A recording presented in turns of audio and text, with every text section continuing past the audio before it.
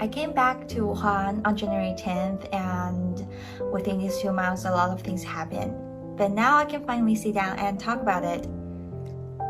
I watched my dad close the door. It was a really cold night in that silence, and I was all alone at home. My parents left because they had been running fever for several days and other symptoms of COVID-19. It was January 31st, the 7th day of Wuhan lockdown. I was born and bred in Wuhan for 18 years before I moved to Beijing 2 years ago to study at Tsinghua University. Wuhan is a lovely city where people lead a vibrant life. In Beijing, I would always crave for the hot dry noodles back home, 热干面, and really loud conversations in Wuhan dialects popping up on the street. But when I stood at home on the 31st of January, all that was gone. Before I arrived home for Spring Festival, my parents and I have talked about making sure that we took really good family photos during the Spring Festival holiday. The virus we now know as COVID-19 is somehow fearsome, partly because it does not discriminate in who it infects. But that's only partly true. All the evidence suggests that it can be merciless to older people, so I was wondering whether my parents would make it and whether we would ever take that photos. When they left home, I cried whole night and I hardly got any sleep before I knew that they had settled down in the hospital. This was the first time in my life that I was all alone.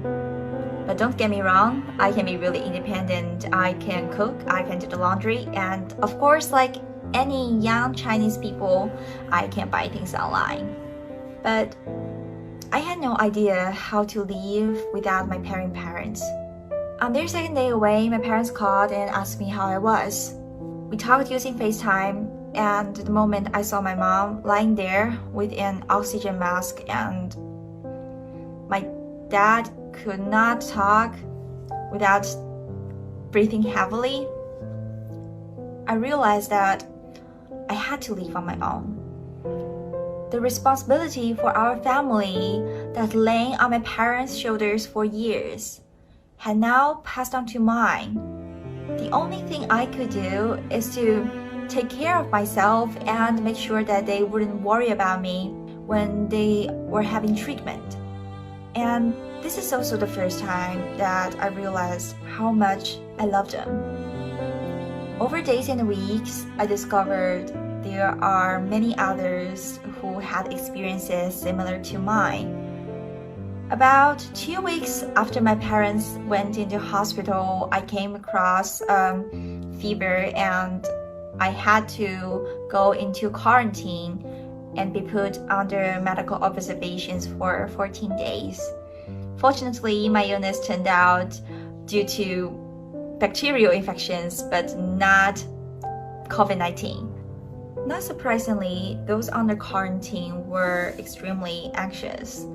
On the day I and some other patients arrived, some of us feel extremely uneasy about being totally isolated and began to wonder whether this is where we would die. Everything was hectic. There seems a shortage of medical staff and materials were in short supply. Even though the doctors and the nurses were covered from head to toe, I could see how tired they were when I looked into their bloodshot eyes. They would work a whole day preparing for new patients and seems incredibly apologetic for not having everything that was needed. Most of the patients were really understanding, but of course there were those who were not and complained loudly. But all the doctors and nurses tried their best to deal with it in a calming way.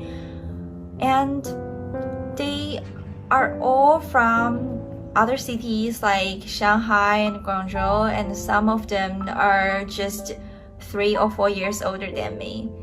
One thing I would not forget is that one day, apart from our lunch set, we have hot dry noodles.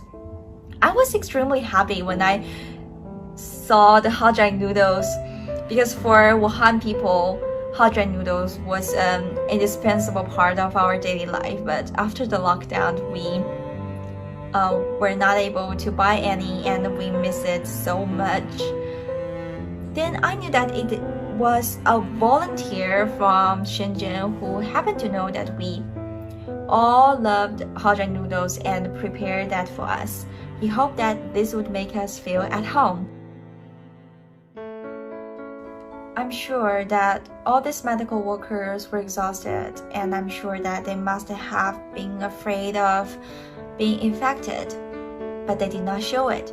When the quarantine was over, every patient effusively thanked all the workers for what they have done, but the answer we received was exactly the same. That's what we are here for. Chinese people have always demonstrated a strong sense of unity in the face of challenges. I'm a real millennial girl who was born in 2000.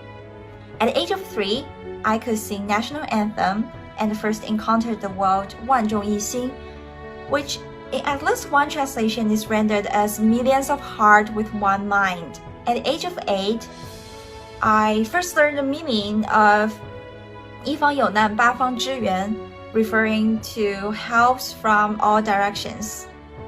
When I saw people try their best to save others' life in Wenchuan earthquake. It is only now at the age of 20, I fully appreciate what those words mean. Chinese people have all stood up as one to fight COVID-19. Medical workers from all over the country descended on Wuhan to save others' lives. Resources, including food, are sent to the city from all over China, and most importantly, hundreds of millions of people stay at home to prevent virus from spreading. I am so proud that people in my country have all joined in this collective effort. It's natural to fear illness, death, and uncertainty, and it's also natural to feel compassion when we see others suffering.